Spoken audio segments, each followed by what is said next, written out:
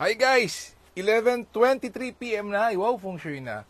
Brethren, family, and friends, sa pong pinagpalang gabi sa inyong lahat. Ang pong lingkod, Brother Norman Cruz, ang pong feng shui, Pachi, Chimen, Yijing, and date selection consultant. So, kumusta po kayo?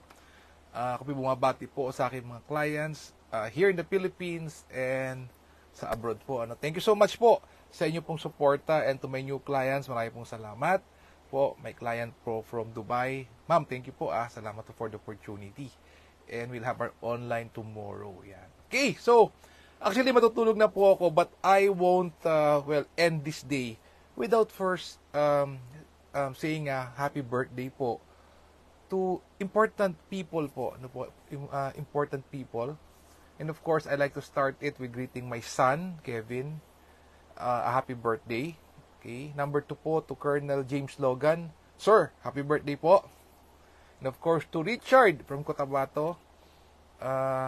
Sir Richard, happy birthday. And to ating Ann Tan. Ating, see you soon and happy birthday sa inyo. More blessings to you. May God give you more. Whatever your wants and wishes, may the great architect of the universe grant you with all those prayers po. Magpalain po kayo sa inyong mga birthday. Hi to Sir Joseph. Hi, thank you po. Magandang gabi po sa inyo. Yes, Kuyang Joseph. Hi, good evening, noble sir. Thank you. Aaten ka ba, Nob, sa Antipolo, September? Okay, let me know. Okay, so, Nobs, what we will be doing now is make sure that we are equipped with tomorrow. Like now, umuulan po dito sa Cavite. So again, pag may umulan, ito na naman tayo. So may mga low pressure area. So we would want to know in advance, ano ba ang tomorrow? Ano ba yung quality of tomorrow's schedule? Okay. So tomorrow is August 6, Tuesday, and it's called the Water Tiger Enters the Auspicious Officer Day. Ayan, po. Ayan, yeah. Hi, Nobs. Yeah, baka. Okay, Nobs. I'll see you there. Yun. So, yun po, so auspicious siya, Nobs, no, yung tomorrow. And it's a Water Tiger Day. So, ano bang pwede po BFF gawin sa isa pong auspicious day? Well, let's check. Tingnan po natin. So, it says here, avoid all activities not recommended. But of course, we won't accept that. So, this is according to the Grand Master of Singapore. But tingnan natin kay my good friend and mentor and CFO, Dato Joey Yap. Tingnan natin what Dato Joey has to say. Sabi niya dito, according to Dato Joey Yap, you can commence a new business tomorrow, mangolekta po ng utang, financial activities, investment, meeting friends, networking, signing contracts or agreements, and trading.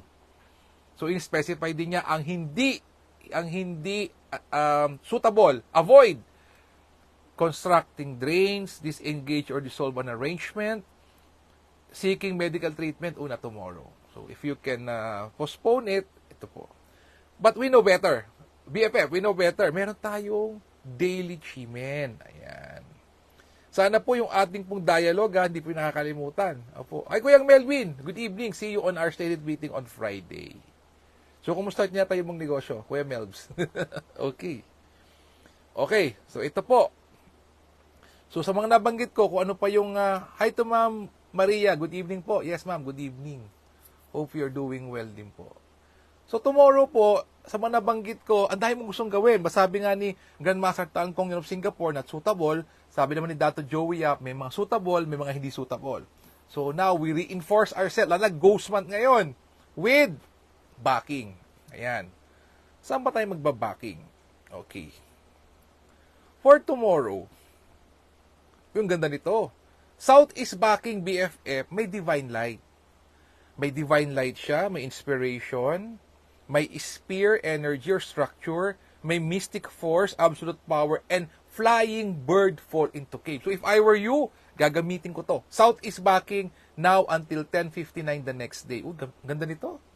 Tapos may divine light pa. Heaven's blessing, divine intervention, and flying bird, wherein blessing comes to you. Wow. Then, meron po ito backing to east. You have the game changer, and also for good health, backing sa east naman. And then for, if you want 10x being beautiful and handsome, talikod naman po sa west. For opportunities, talikod naman sa northeast. But BFF, if I were you, southeast tayo. Ito po, gawa natin ng dialogue. Baka po nalimutan na. Okay. Gawa ng dialogue. Just to refresh po. Ano? Baka ako rin nakalimutan na rin. So, tingnan natin. BFF, tingnan natin. Okay. Let's make a script. Okay. Ito po. So, again, ito po yung sequence. Universe, or you're called what you believe in, your faith or religion. To God, El Shaddai. Okay. Universe, I let go of all that no longer benefits my journey. So you give it up. And open myself to becoming the person needed to fulfill my aspirations. I am deeply thankful for my blessing and always eager to evolve, learn, and do whatever it takes to achieve my dreams.